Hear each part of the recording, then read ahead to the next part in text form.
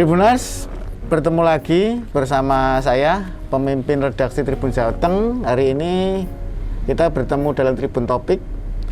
Ini sudah hadir di sebelah saya. Beliau tamu istimewa kami hari ini di studio Tribun Jateng. Beliau adalah pakar komunikasi, motivator nasional, juga penulis buku dan seabrek aktivitas lain. Beliau adalah Dr. Aqua Dwi Payana. Selamat pagi Pak Aqua. Selamat pagi Mas Erwin. Sehat Pak Aqua? Alhamdulillah, sehat banget, lahir batin jasmani rohani. Alhamdulillah. Tribuners, nanti kita akan ngobrol seru bersama Pak Aqua. Banyak yang akan kita obrolkan tentang buku, motivasi dan lain-lain. Tapi Pak Aqua, kita kan sudah vaksin, tadi sudah tes antigen. Kayaknya lebih seru kalau kita buka masker ya. Oh siap. Ya, Pak? Wah, alhamdulillah. Yang kelihatan gantengnya Mas Erwin. Maksudnya Mas Erwin yang kelihatan gantengnya. Ya. Pak Aqua, pakar komunikasi, motivator, penulis buku. Itu gimana Pak Aqua bisa sampai ke tahap ini? Ceritanya dulu bagaimana? Cerita sedikit dong Iya, Pak Aqua. alhamdulillah. Terima kasih Mas Erwin. Yang utama itu perlu saya tekankan, semuanya karena Allah Mas Erwin. Oh iya. Kan? Jadinya itu, dan juga atas jasa banyak orang lah, terutama kedua orang tua saya, saudara, teman-teman ya. Jadinya memang kalau melihat dari awal dari perjalanan hidup saya itu rasanya seperti mimpi. Karena apa? Fakta, ya saya nggak perlu malu mengatakan. Orang tua saya itu hidupnya sederhana. Bapak ibu saya paling kecil 5 bersaudara. Di mana Pak Aqua? Di Pematang Siantar, Sumatera Utara. Pematang Siantar, Sumatera Ya. Utara. Jadinya dulu saking sederhananya saya ini mau kuliah aja mimpi aja nggak berani Mas Erwin. Mimpi aja nggak berani Mas Erwin gitu. Akhir saya berpikir bahwa waduh kuliah itu gimana gitu ya. Tapi ternyata atas izin Allah gitu ya, tentunya dengan perjuangan. Saya bisa kuliah sampai S3 Mas Erwin. Dokter komunikasi ya Pak? Dokter komunikasi. Terakhir di Unpad ya? Unpad ya, alhamdulillah. Ya jadinya itu semua karena Allah, tapi juga di sisi lain saya merasakan ini cobaan Mas Erwin. Ya. Jangan sampai nanti dari kondisi susah terus sekarang senang jadi lupa diri gitu kan. Ya makanya saya juga terima kasih banyak orang ya, termasuk Mas Erwin juga selama ini selalu selain mendoakan mengingatkan saya gitu ya kan. Sesusah apa sih Pak Aqua dulu? Bapak Ibu apa aktivitas? Jadinya bapak saya itu dulu ya wartawan sederhana di kota kecil Pematang Siantar. Ibu saya bidan gitu ya. Harus menghidupin 5 orang anak gitu ya. Nah, jadinya memang kondisinya benar-benar susah Mas Erwin. Ya kan? Apalagi terutama dirasakan ketika kakak-kakak saya itu dalam waktu yang bersamaan pada kuliah 4 orang. 4 orang? 4 orang. Pak Aqua nomor 5? Saya paling nomor 5, paling kecil. Oh, paling kecil. Ya. Tapi bukan paling manja, Mas Erwin. Paling kerja keras gitu. Dan bahkan alhamdulillah saya sejak kuliah semester 1 di Malang, Muhammadiyah Malang, bisa sambil kerja sebagai wartawan. Dan dari wartawan itu bisa ngidupin kakak saya, membantu kakak saya yang kuliah di Jogja Mas Erwin. Ya alhamdulillah lah gitu loh ya kan. Jadi sedikit cerita nih perjalanan karir. Bapaknya wartawan. Iya. Terus Pak Aqua katanya pernah jadi wartawan juga. Iya. Gimana ceritanya Pak di awal? Alhamdulillah saya memang sejak SD ya sudah mulai senang-senang nulis. Dan kemudian pernah 4 kali juara nulis termasuk setingkat Sumatera Utara. Juara 2 tentang air minum waktu itu. Dan saya ingat sekali ketika diumumkan nama saya, orang pada ketawa gitu loh. Karena namanya Aqua juara air minum gitu ya kan. Iya. Nah jadinya itulah kondisinya gitu ya Mas Erwin ya. Dan alhamdulillah juga saya punya keyakinan Mas Erwin. Semua ini karena doa dan dorongan kuat dari orang tua lah. Sehingga bisa seperti sekarang ini Mas Erwin. Iya. Terus setelah jadi wartawan? Nah, saya jadi wartawan 6 tahun. 6 tahun. Sebenarnya jadi wartawan itu juga masih muda, umur 18 tahun. Ya bukan karena hebat, tapi karena terpaksa. Karena dari wartawan itu bisa membiayain hidup, ya bisa kuliah, bisa bantu kakak gitu ya kan, bisa juga bantu orang lain gitu lah. Ya saya jadi wartawan itu tahun 88 sampai tahun 94 Mas Erwin. 88 sampai di mana Pak? Di Malang. Oh di Malang. Dan apa namanya, kadang ya ditugaskan ke Surabaya, ke Probolinggo, karena waktu itu saya di antaranya juga jadi wartawan di Jawa Pos ya. Gitu loh. Seperti itulah Mas Erwin gitu. Terus kok sekarang bisa berubah haluan. Ya ini saya juga nggak pernah mimpi juga Mas Erwin. Ya kalau saya ditanya jadi motivator, ya ini kecelakaan, tapi kecelakaan yang enak gitu ya kan. Karena kan saya tahu motivator itu gak ada sekolahnya Mas Erwin. Ya kan. Jadinya mungkin sesuai dengan namanya di orang tua, Aqua yang ngalir aja kemana-mana gitu ya kan.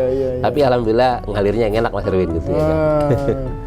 Jadi Tribuners tadi sedikit cerita dari Pak Aqua ya, sangat inspiratif bagaimana dari keluarga sederhana, anak bungsu nomor 5 bisa kuliah aja mimpi. Iya. Dan sekarang dokter. Selain itu, kalau Tribuners searching ya di Google nama Aqua Dwi Payana itu keluar banyak sekali berita, banyak sekali cerita di sana. Salah satu yang menarik bagi saya adalah beliau ini sudah mengumrohkan gratis ratusan orang hanya dari hasil jualan buku. Iya. Dari nulis buku, hasil penjualannya untuk mengumrohkan gratis. Sekarang udah berapa orang Pak Aqua? Alhamdulillah yang sudah dibayar itu sebanyak 167. Tapi maksudnya itu dari sisi jual buku Mas Erwin. Tapi sebelum itu secara sporadis itu saya mendapatkan 1-2 orang, bahkan ada yang saya dapatkan dari Turki. Oh iya? Ya, warga negara Turki itu malah. Karena dia pengemudi dari sopirnya atas pertahanan. Waktu itu Kolonel Sahrial Siregar namanya. Terus kemudian ada juga dari Malaysia. Ya mungkin kalau dijumlah bisa 200, mungkin 300-an Mas Erwin. 300 orang sudah bisa umroh gratis ya, dibiayain dari hasil jual buku dan hasil rezeki yang lain-lain Mas Erwin. Nah gitu, itu yang menurut saya luar biasa ya, dan Pak Aqua ini sudah keliling Indonesia, tidak hanya di Indonesia, juga berbagai belahan dunia. Iya, udah 34 negara. 34 negara ya. Itu biasanya rata-rata yang disampaikan apa Pak ke orang-orang yang... Ya jadinya saya ini pertama sebagai motivator, basic saya itu komunikasi Mas.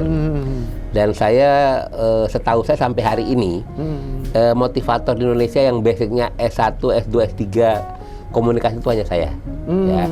Nah, sementara kita ini sejak bangun tidur sampai tidur lagi, yang dominan itu komunikasi 80% ya. Jadinya saya memahami betul yang namanya esensi kebutuhan dasar manusia. Ya. Nah, sekarang tinggal customize. Maksudnya apa yang dibutuhkan? Misalnya ini atas kerjasama Tribun Jateng sama pemerintah Kota Semarang. Ini kan mau memotivasi 300 ya, 300 pegawainya ya, para pejabatnya, mulai dari wali kota sampai lurah. Dan nanti insya Allah akan diikuti oleh sekitar 7.000 guru dan mungkin ribuan nakes gitu ya.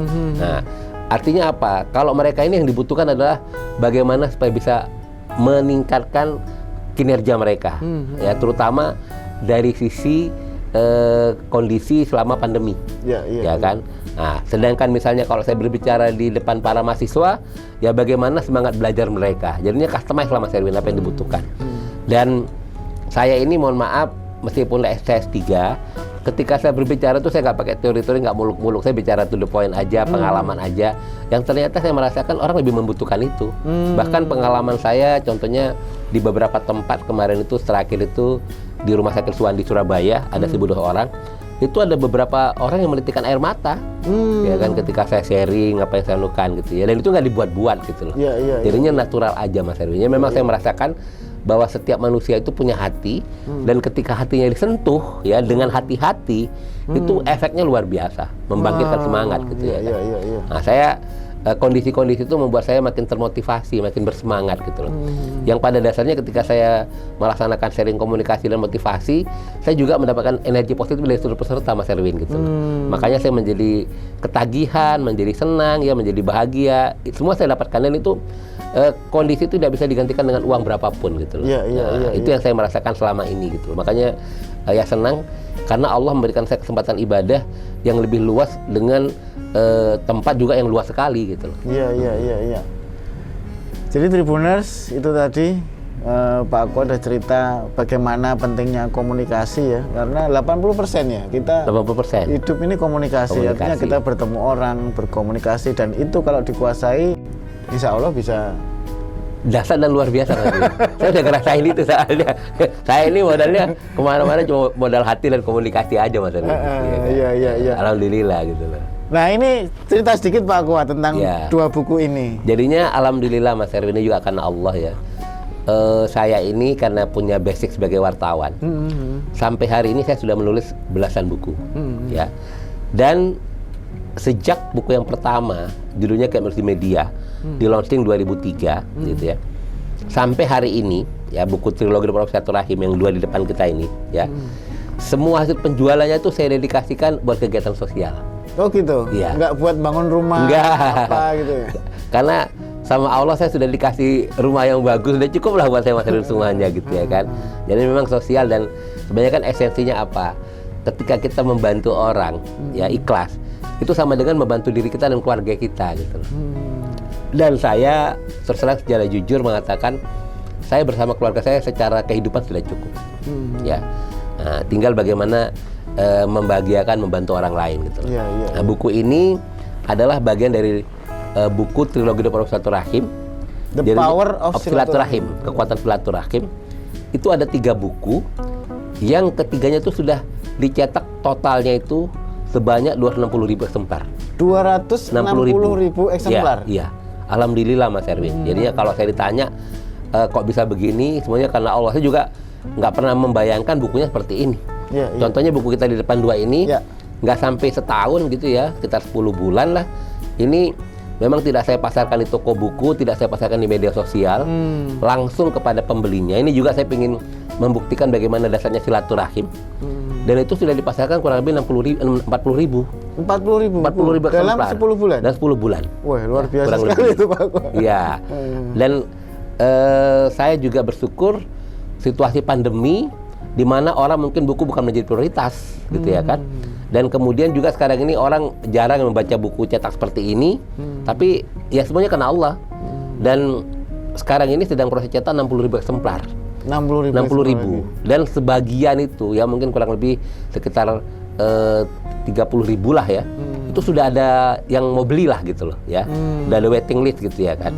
Nah, jadinya ya saya bersyukur banget Mas Erwin. Iya. Nah, isinya tentang apa Pak ini? Nah, isinya adalah tentang bagaimana kekuatan ya yang namanya silaturahim, yang ini merupakan pengalaman pribadi saya ya.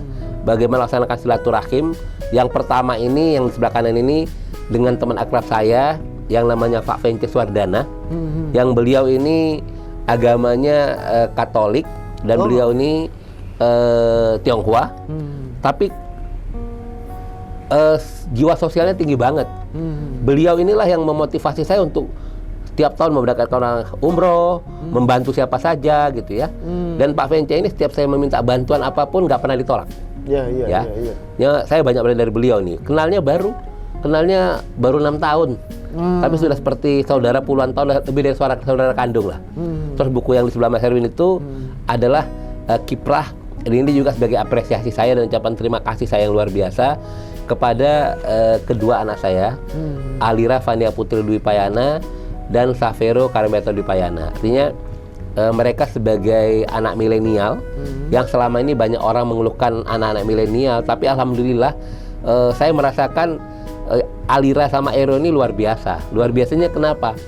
Mereka sama sekali tidak membuat masalah buat orang tuanya, malah dengan kiprahnya ya, seperti Alira itu kiprahnya internasional, ya Ero juga di nasional gitu ya, itu bisa mengangkat nama keluarga. Alhamdulillah Mas Erwin. Ya, dan tadi seperti saya singgung tadi, hasil dari buku dan lain-lain untuk sosial ya. Sosial Mas Erwin. Di antaranya untuk memberangkatkan umroh tadi sampai ratusan orang. Nah itu ceritanya gimana, Bapak milihnya gimana? Ini kamu umroh gitu. Ya, jadinya gini Mas Erwin. Saya ini mengibaratkan seperti tukang pos aja Mas Erwin. Ya kan. Jadinya saya ini tukang pos yang atasan saya adalah Allah. Ya, jadinya saya menunjuk orang pertama itu sesuai dengan hati nurani saya, yang saya yakinin itu adalah suaranya Allah. Ya, jadinya ketika ada sesuatu, misalnya saya pas lagi ada kegiatan ya, terus ada gerakan, ada bisikan, ini kamu umrohkan orang ini ya. Misalnya ada marbot, kemudian ada tukang parkir, ya kan. Udah gitu ada tukang beca gitu ya. Tapi ada juga yang itu ditentukan oleh tim, ya kan. Atau ada juga yang saya minta tolong kepada teman saya yang saya percaya gitu loh. Sehingga apa? Umumnya sebagian mungkin bisa 50-60% yang saya umrohkan itu saya nggak kenal orangnya Mas Erwin. Oh, nggak kenal? Nggak kenal, ya kan. Dan saya berasa bahwa kalaupun mereka itu ditunjuk, itu karena Allah, ya. Memang rezekinya mereka yang dititipkan Allah melalui saya gitu. Yang penting bagi saya berusaha menyiapkan uangnya, rezeki uangnya itu, kemudian menentukan biro perjalanannya, dan kemudian membuat mereka nyaman, baik ketika mau persiapan selama di tanah suci maupun ketika mereka sudah kembali gitu. Bener-bener free ya? Free. Berangkat sampai pulang. Ya, sayangnya pandemi kemarin sempat berhenti ya Pak? Iya, saya terus juga sedih ya. Kenapa? Jamaah saya The Power of Silaturahim 4 itu harusnya berangkat 20 April 2020. 2020. Imagine 15 April. 15 April ya, 2020. Sebanyak 43 orang. Tinggal berangkat Mas Erwin. Jadinya sudah dapat koper, dapatkan seragam, tinggal berangkat aja nih. Ya kan? Saya juga sedih. Aduh, ya ternyata bulan Maret, awal Maret dinyatakan pandemi. Tapi saya bilang sama mereka, ya sabarlah, memang ini semuanya kan karena Allah ya. Dan kita bersyukur mulai Januari ini kan sudah ada keberangkatan lagi. Ya mudah-mudahan nggak terlalu lama lagi jamaah saya bisa berangkat dan disusul sama jamaah-jamaah yang lain. Karena saya juga sudah mulai menunjuk untuk persiapan anggota umroh jemaah Power of Silaturahim 5 Mas Erwin. Oh yang 5 ya. Jadi kelima. Nanti setelah yang 4 berangkat, ya, angkatan kelima. Angkatan kelima, iya. Sudah angkatan kelima ya. Iya. Itu tadi Tribuners, menarik ya cerita dari Pak Aqua ini, bagaimana seorang anak dari kampung ya, mau kuliah susah bisa kuliah sampai doktor, kemudian bisa menulis buku dan hasilnya untuk berbagai kegiatan sosial. Iya, alhamdulillah. Pak Aqua kalau boleh cerita sedikit dari pengalaman panjang itu. Iya. Mungkin ada kisah-kisah paling menarik menurut pengalaman Pak Aqua apa? Ya, paling menarik itu yang pertama, saya merasakan sangat tidak enak menjadi orang yang tidak punya gitu ya. Artinya apa? Orang tidak menganggap kita, meremehkan, merendahkan gitu ya kan. Dan juga mohon maaf, kesannya nggak punya masa depan ya. Pokoknya intinya berada di tengah keramaian tapi nggak dianggap orang, ya kan? Nah, sehingga kita harus menunjukkan apa yang kita milikin. Saya salah satunya itu tadi, kemampuan saya menulis saya tunjukkan sehingga orang akan melihat gitu loh, ya kan? Makanya saya tetap sampaikan kepada teman-teman ya, terutama adik-adik yang mengalami seperti saya ini, kita jangan patah semangat karena setiap orang ada kelebihan-kelebihan gitu loh, ya kan? Nah, terus kemudian yang menarik yang kedua adalah bahwa hidup ini harus lebih waspada, mawas diri hati-hati, karena ketika kita sudah meraih sesuatu ya, atau malah mencapai kesuksesan misalnya gitu, banyak orang yang ingin mendekatin kita, ya, tapi semua mohon maaf, tidak semuanya itu tulus. Mungkin ada yang nggak paham, makanya saya bilang itu screeningnya atau untuk katakanlah kita bisa bagaimana motivasi tidak itu adalah hati kita yang bersih ini Mas Erwin gitu loh, ya kan? Ya tahu, oh ini teman-teman betul tulus, oh ini ada maunya, akhirnya seleksi alam gitu loh Mas Erwin. Itu yang saya rasakan Mas Erwin. Tapi satu hal, hal-hal yang tidak menyenangkan yang pernah saya rasakan, insya Allah saya berusaha untuk tidak melakukan ke orang lain gitu Mas Erwin. Malah saya pingin ketika orang merasakan, saya membantu supaya dia cepat melewati masa itu gitu. Iya. Seperti itu. Jadi Tribuners, menarik sekali ya obrolan kita dengan pakar komunikasi, motivator nasional, penulis buku, Pak Dr. Aqua Dwipayana. Meskipun singkat, tapi saya yakin banyak sekali yang bisa menginspirasi Tribuners semua. Mudah-mudahan apa yang disampaikan Pak Aqua tadi bisa memberi inspirasi untuk kita bisa menjadi jauh lebih baik ke depan. Amin. Terima kasih sekali Pak Aqua sudah mampir ke Tribun Jateng. Ya, sukses terus. Amin. Kegiatan sosialnya maju terus. Mudah-mudahan mendapatkan keberkahan untuk kita semua. Amin. Terima kasih Tribuners. Sampai ketemu lagi dengan saya Erwin Ardian, pemimpin redaksi Tribun Jateng, dalam Tribun Topik berikutnya. Topik yang nggak kalah menarik, narasumber yang jauh lebih menarik lagi. Terima kasih. Salam Tribun.